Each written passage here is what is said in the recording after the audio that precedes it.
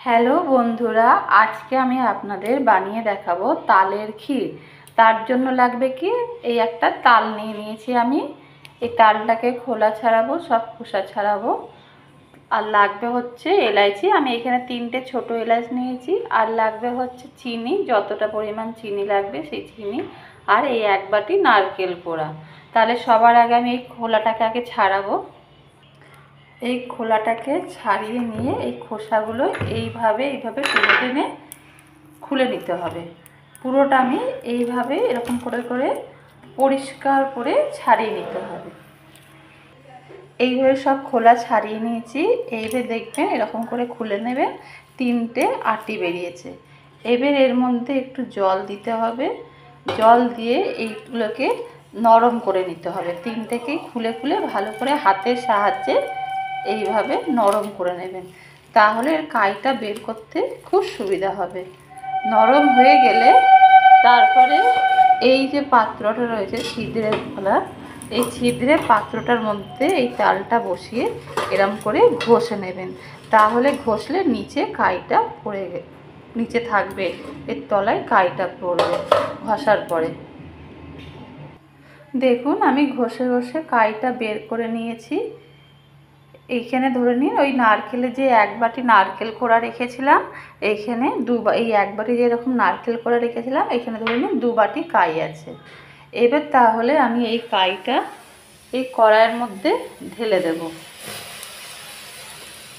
এর সাথে সাথে সবটাই আমি ঢেলে দিচ্ছি এর মধ্যে।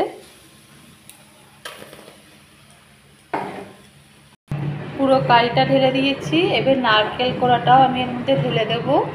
যে যতটা মিষ্টি খান সেই হিসাবে দেবেন। আমি এখানে এই 1 বাটি চিনিটাও দিয়ে দিলাম।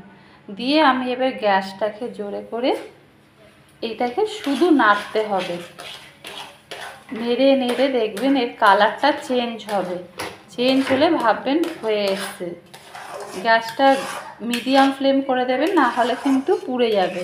আর নাড়তে থাকতে হবে। যদি আপনারা চান ছোট 1 কাপ মতন দুধ দিতে পারেন। আমি এখানে 1 কাপ মতন দুধ ঢেলে দিচ্ছি। অল্পই দেবেন, বেশি দেবেন না। ছোট 1 কাপ মতন দুধ ঢেলে দিয়ে এইভাবে নাড়তে থাকবেন।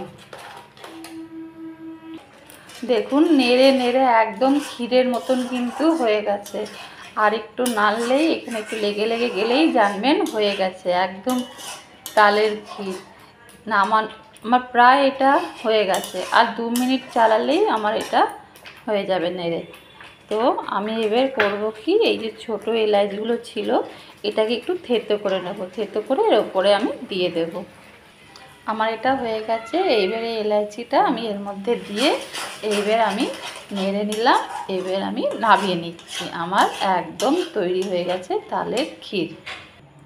দেখুন তাহলে আমার তালের ক্ষীরটা একদম তৈরি হয়ে গেছে। এই ক্ষীরটা রুটি দিয়ে শুধু শুধু খেতে কিন্তু খুব ভালো লাগে।